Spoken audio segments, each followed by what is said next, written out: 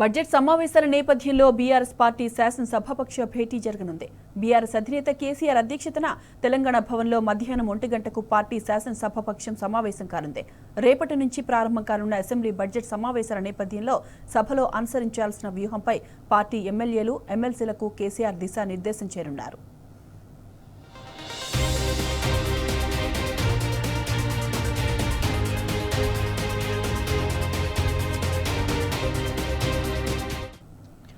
Governor ప్రసంగానికి ధన్యవాదాలు తెలిపే తీర్మానంతో పాటు ఎస్సీ వర్గీకరణ, బీసీ రిజర్వేషన్లపై జరిగే ప్రత్యేక చర్చల్లో బీఆర్ఎస్ తరపున వినిపించాల్సిన వాదనపై పార్టీ ఎమ్మెల్యేలు, ఎమ్మెల్సీలకు కేసీఆర్ దిశానిర్దేశం చేయనున్నారు. వాయిదా తీర్మానాలు, పార్టీ తరపున చర్చకు డిమాండ్ చేయాల్సిన అంశాల జాబితా తయారు చేయడంపై పార్టీ ఇప్పటికే కసరత్తు ప్రారంభించింది. గవర్నర్ ప్రసంగం, బడ్జెట్ ప్రసంగానికి కేసీఆర్ హాజరవుతారని బీఆర్ఎస్ వర్కింగ్ ప్రెసిడెంట్ కేటీఆర్ తెలిపిన నేపథ్యంలోనే సభలో అనుసరించాల్సిన వ్యూహంపై నేటి సమావేశంలో చర్చించనున్నారు.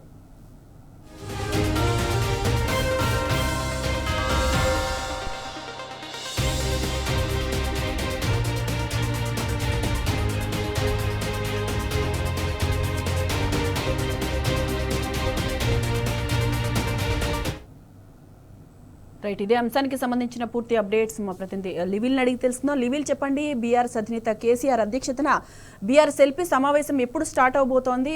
అలాగే ప్రధానంగా ఈ సమావేశంలో ఎలాంటి అంశాలు చర్చకు వచ్చే అవకాశం ఉందంటారు లివిల్? ఇవాళ మధ్యాహ్నం 1 గంటకు తెలంగాణ భవన్లో బీఆర్ఎస్ అధినేత కేసీఆర్ అధ్యక్షతన ఎమ్మెల్యేలు, ఎమ్మెల్సీలకు సంబంధించిన బీఆర్ఎస్ ఎల్పీ సమావేశం ప్రారంభం కానుంది. ఈ సందర్భంగా రేపు బడ్జెట్ సమావేశాలు ప్రారంభమవుతున్న నేపథ్యంలో పలు కీలక అంశాలపైన కూడా బీఆర్ఎస్ అధినేత కేసీఆర్ ఎమ్మెల్యేలకు, ఎమ్మెల్సీలకు దిశానిర్దేశం చేస్తున్నారు. ఇప్పటికే రాష్ట్రంలో అనేక సమస్యలతో రాష్ట్ర ప్రభుత్వం హామీలు అమలు చేయకపోవడంతో ప్రజలంతా కూడా ఇబ్బందులు పడుతున్నారు. దీనికి సంబంధించి మనతో మాట్లాడడానికి సీనియర్ బీఆర్ఎస్ నేత, మాజీ కార్పొరేషన్ చైర్మన్ పల్లె రవీంద్ర చెప్పండి, వాళ్ళ ఎలాంటి అంశాలపైన ప్రధానంగా చర్చకు వచ్చే అవకాశం ఉంది?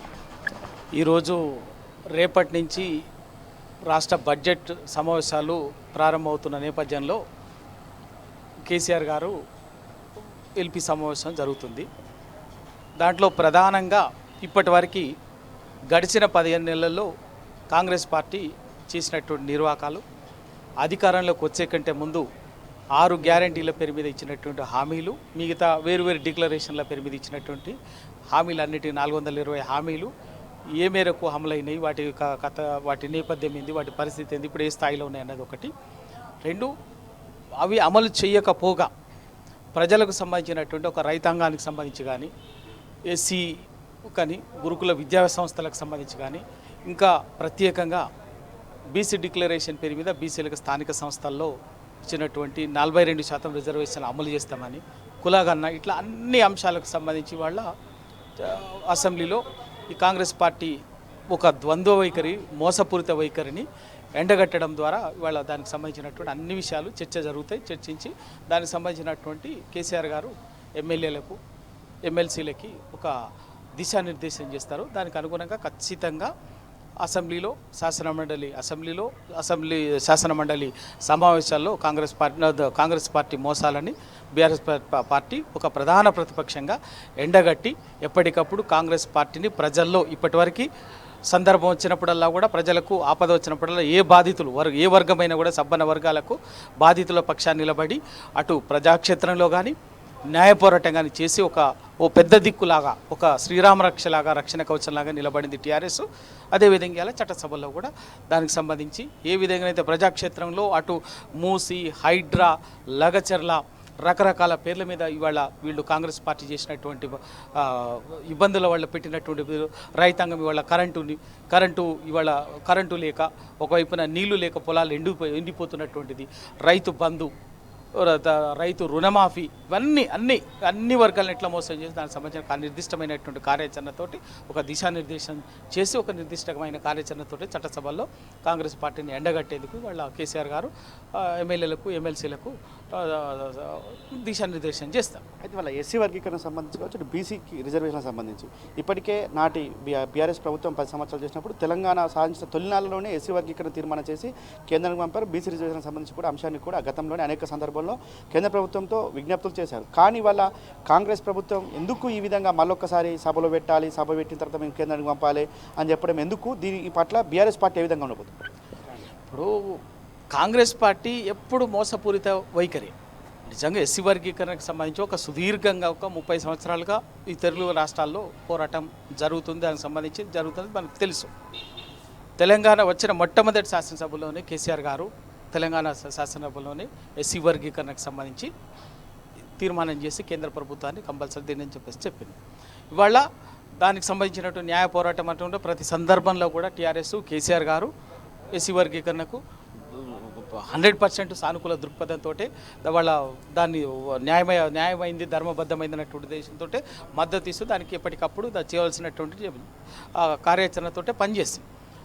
ఇవాళ సుప్రీంకోర్టు తీర్పు వచ్చింది. ఈ సందర్భంలో దాన్ని కూడా తీర్పు వచ్చిన తర్వాత కూడా దాదాపు 7-8 నెలల పాటు కాలయాపన చేసి ఏదో మేము చేసినాం అన్నట్టుగా ఏదో చేసి వాస్తవం మొన్ననే తీర్మానం పెట్టి దానికి సంబంధించినటువంటి పెట్టుంటే ఇప్పటికి కొంత ఇప్పుడు వచ్చినటువంటి ఉద్యోగ నియామకాల్లో కూడా అది ఉపయోగపడి ఉండేది. కానీ అవన్నీ లేకుండా ఇంకా ఏదో కాలయాపన డ్రాగన్ చేసి అటు ఇటుగా చేసి ఏదో చేసిన అన్నటువంటి ఎస్సీ వర్గీకరణని వాళ్ళు కూడా గతంలో ఒక శాస్త్రీయంగానే ఒక ABCD అనే వర్గీకరణ శాస్త్రీయంగా జరిగి ఉన్నది. మళ్ళీ మేమేదో చేసినాం పాత అన్నట్టు దానికోసం గురు 1, 2, 3 అనే 3 సెక్షన్లు కూడా దాంతో ఆ వర్గాల నుంచి కూడా ఒక అభ్యంతరాలు వ్యక్తం కావటం అంతా కూడా అంటే ప్రతిదీ కూడా ఉన్నదాన్ని సవ్యంగా కొనసాగించకుండా సవ్యంగా చేయకుండా ఏది కూడా దాన్ని గందరగోళం చేసి వాళ్ళ చుట్టూ తిప్పించుకునేటట్టు ఒక దిక్కుమాల రాజకీయం చేయడం తప్ప ఆ వర్గాల ఆకాంక్షలకు అనుగుణంగా దేన్ని కూడా చేసేది లేదు. ఎస్సీ వర్గీకరణ కూడా గట్లనే ఒక గందరగోళమైనటువంటి ఒక ప్రక్రియకు చేసిందే తప్ప ఇంకా యుద్ధ ప్రాతిపదికన చేస్తుంటే ఉన్నదాని వల్ల చేస్తుంటే ఈ సమస్య వచ్చి ఉండేది కాదు. ఒకటి. 2 బీసీకి సంబంధించినటువంటిది చాలా స్పష్టంగా ఉన్నది. దానికి సంబంధించినటువంటి కులగణన అనేది వర్గీకరణ అనేది ఇవన్నీ కూడా చాలా స్పష్టంగా మీరు కామారెడ్డి డిక్లరేషన్లో ఇచ్చారు. దానికి అనుగుణంగా చేయాలి. ఇప్పుడు కులగణనని ఆ స్థానిక సంస్థల్లో బీసీ రిజర్వేషన్లకు అవసరమైన డేటాకు సంబంధించినటువంటి గణాంకాలే మీరు తప్పు. ఎందుకంటే దానికోసము వర్గీకరణ దానికోసం ఇలా గణాంకాలే దాదాపు తెలంగాణలో 4,30,00,000 జనాభా ఉంది. 3 వర్గీకరణ విషయంలో కానీ స్పష్టమైన వైఖరితో ఉన్నది. బీసీ కులగణన స్థానిక సంస్థల్లో 42% రిజర్వేషన్ల దానికి అసాధ్యాల మీద చాలా స్పష్టమైన వైఖరితో ఉన్నది. ఇక్కడ బిల్లు పెట్టి ఖచ్చితంగా ఢిల్లీలో పార్లమెంట్లో సవరణ జరిగిందా 9th షెడ్యూల్లో ఇంక్లూడ్ చేయించగలిగినట్లయితేనే ఇవాళ బీసీ వర్గీకరణ రిజర్వేషన్లు అనేది 42% సాధ్యమవుతుంది అనేది చాలా స్పష్టమైన విధానంతో ఉంది. దానికి రాష్ట్ర ప్రభుత్వం ఒక నిర్దిష్ట కార్యాచరణ రూపొందిస్తే టీఆర్ఎస్ పార్టీగా ఒక ప్రధాన ప్రతిపక్ష పార్టీగా సహకరించడానికి మేము సిద్ధంగా ఉన్నామని చెప్పినాం. కానీ రాజకీయాలు మాట్లాడుతూ ఒక వీళ్ళు చేయకుండా అటు బీజేపీ వీళ్ళు ఇద్దరు కలిసి ఆడుతున్నటువంటి డ్రామాలు.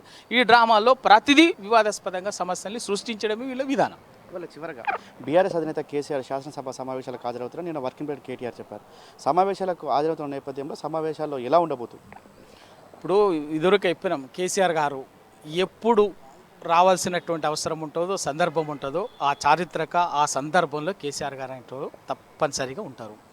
ఎవరు చెబితేనో ఎవరి కోసమో కేసీఆర్ వినాల్సినటువంటి అవసరం లేదు. వాళ్ళ కేసీఆర్ అన్నట్టు ఒక తెలంగాణని 7 దశాబ్దాలుగా సాధ్యం కాదు అనుకున్నటువంటి తెలంగాణని అన్ని రాజకీయ పక్షాలని ఒప్పించి తెలంగాణ రాష్ట్రాన్ని సాధించినటువంటి నాయకుడు. సాధించిన తెలంగాణ రాష్ట్రాన్ని దేశంలోనే అన్ని రంగాల్లో అగ్రస్థానంలో నిలబెట్టినటువంటి నాయకుడు. అందుకే నిన్న మన దాకా మాట్లాడింది కేసీఆర్ రావాలి అన్నారు. వస్తున్నాడు, కంపల్సరీ వస్తాడు. ఎప్పుడు రావాలో అనుకున్నాడు. ఆయనకు ఒక వ్యూహాత్మకంగా ఉండదలుచుకున్నాడు కేసీఆర్ రాజనీతిజ్ఞత ముందు, కేసీఆర్ అనుభవము, అపారమైనటువంటి జ్ఞానం ముందు వీళ్ళంతా. అందుకే ఇవాళ కేసీఆర్ గారు తప్పనిసరిగా వస్తారు. దాన్ని వీళ్ళ కాంగ్రెస్ పార్టీ వీళ్ళు చేసేటటువంటి మోసపూరితమైనటువంటి ద్వంద్వపూరితమైనటువంటి ఉసురు పోసుకున్నటువంటి దానికి తప్పనిసరిగా కేసీఆర్ బుద్ధి చెప్పి కాంగ్రెస్ని ఏం చేయాలో చేస్తారు. ఖచ్చితంగా కేసీఆర్ గారు ఇవాళ వచ్చి అసెంబ్లీ కాదు ఎక్కడ ప్రజాక్షేత్రంలో ఇప్పుడు కేసీఆర్ గారు ఎప్పుడు మాట్లాడాలో అప్పుడు మాట్లాడాలి. అప్పటి వరకు కేసీఆర్ గారు సృష్టించినటువంటి సైన్యం ఉంది. శిక్షణ పొంది కేసీఆర్ నాయకత్వంలో పనిచేస్తున్నటువంటి ఇంత పెద్ద సైన్యం ఉన్నది. కేటీఆర్ గారు, హరీష్ రావు గారు, మొత్తం ఎమ్మెల్యేలు మీ అందరం కూడా ఈ ఉద్యమ నేపథ్యం నుంచి ఎదిగి వచ్చినటువంటి ఒక అద్భుతమైనటువంటి నాయకత్వ పటిమ వాగ్దాటి ఉన్నటువంటి నాయకత్వం ఇక్కడ ఉన్నది. వాళ్ళని ఎదుర్కొంటే చాలు. వీళ్ళు కేసీఆర్ గారిని ఎదుర్కొనే శక్తి వీళ్ళకి ఏం లేదు అవసరం. ఆ కేసీఆర్ గారిని అందుకే వాళ్ళకి ఆ శక్తి లేకనే కేసీఆర్ గారిని ఎప్పటికప్పుడు ఏదో నిందాపూర్వకంగా నోటికి వచ్చినట్టు నోటి దురుసుగా మాట్లాడటం తప్ప కేసీఆర్ గారిని ఎదుర్కొనే శక్తి కాంగ్రెస్ పార్టీలో ఇవాళ తెలంగాణ కాంగ్రెస్లో ఏ నాయకుడికి లేదు. వాళ్ళ ఏదేమైనప్పటికీ యావత్ తెలంగాణ సమాజం ఏదైతే కోరుకుందో అవి కూడా ఇవాళ ఈ ప్రభుత్వం చేయలేదు. ఇచ్చిన హామీలు కూడా అమలు చేయడం పూర్తిగా వైఫల్యం చెంది కృష్ణా జలాల వాటర్ కావచ్చు, ఇటు బీసీ రిజర్వేషన్లు, ఎస్సీ రిజర్వేషన్లు, ఇటు నిరుద్యోగులకు జాబ్ నోటిఫికేషన్, జాబ్ క్యాలెండర్కి సంబంధించిన నిరుద్యోగ భృతి, ఇటు మహిళలకు పెన్షన్ పెంపు, అనేక అంశాల్లో కూడి వాళ్ళ ప్రభుత్వం పూర్తిగా వైఫల్యం చెంది కనుక ఖచ్చితంగా ఈ బడ్జెట్ సమావేశాల్లో ఇచ్చిన హామీలు అమలు కోసం బీఆర్ఎస్ పార్టీ జంగ్ సైరన్ ఉదనుంది. అంతేకాకుండా బీఆర్ఎస్ పార్టీ అధినేత కేసీఆర్ సైతం ఎమ్మెల్యేలకు, ఎమ్మెల్సీలకు దిశానిర్దేశం చేసి తెలంగాణ ప్రజల కోసమే పుట్టిన పార్టీగా అసెంబ్లీలో గర్జించాలని చెప్పేసి కూడా దిశానిర్దేశం చేసే అవకాశం స్పష్టంగా కనిపిస్తుంది. సాయి మధు. రైట్ లివిల్, థ్యాంక్స్ ఫర్ ద అప్డేట్స్.